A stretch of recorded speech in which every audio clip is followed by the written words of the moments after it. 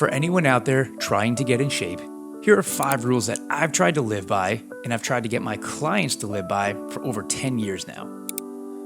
Number 1, just move. Do something active for 20 to 30 minutes at least 3 times a week. Of course, more would be nice, but if you're not already active, then that is your starting point. What this does is allow you to start to identify as a person who does something active consistently throughout the week. This will be a confidence boost for you and get you into the mindset of being a fit and healthy person. Whether it's a 20-minute walk or an intense 30-minute kettlebell workout, don't obsess about what is best, just move and be active.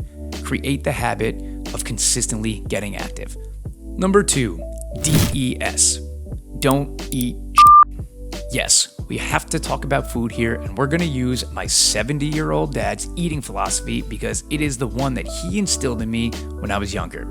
The DES diet is nothing revolutionary. It just means stay away from junk food and foods that you know are bad for you the majority of the time.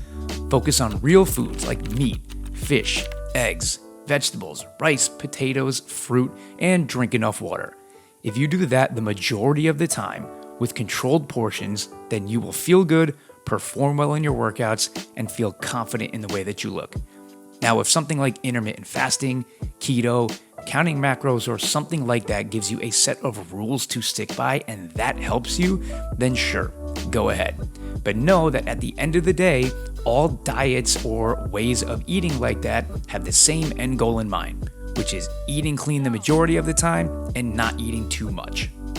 Number 3, find something you enjoy, keeps you moving, and do that forever. Fitness isn't that serious. Being healthy, fit, capable, and in good shape is serious and important, but what you do to get there isn't that serious.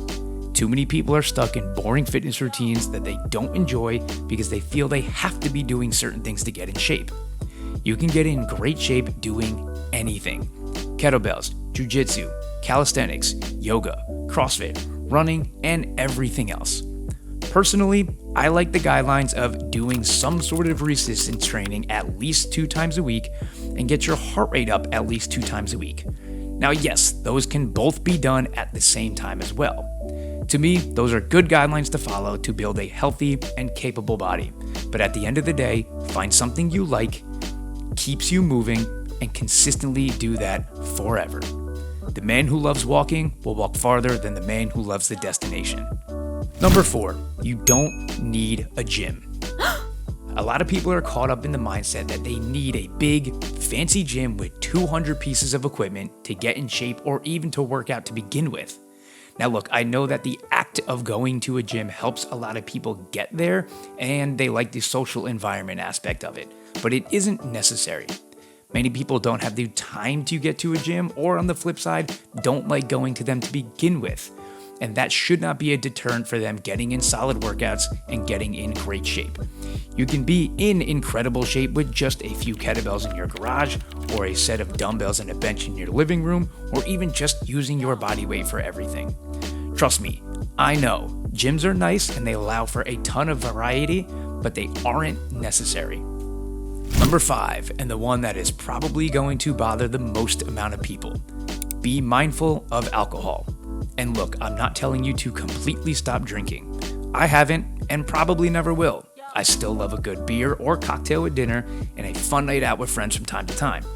What I'm saying with this one is to just be mindful of how consistently drinking or partying can and will add up. Even if it feels casual, having 2 drinks 5 times a week, the sugar and calories are going to add up. And if you're consistently partying, just know that it's more than just the drinks. It's the late night pizza you have after those drinks, plus the poor sleep you get, then the lack of a workout because you're hungover, and again, the bad food choices you most likely make the day after a long night out. See, this is how a lot of people who are pretty dialed in Monday through Friday end up stagnant and not seeing the results they want. So again, you don't have to stop drinking completely, but just be mindful of how consistently you're doing it because it's adding up more than you might think. Do your best to live by these 5 rules for health and fitness, and I promise you'll be on your way to achieving whatever goals you have. Don't overthink it. It's not an easy thing to do, but the formula is simple. I can promise you that. I'll see you guys next time.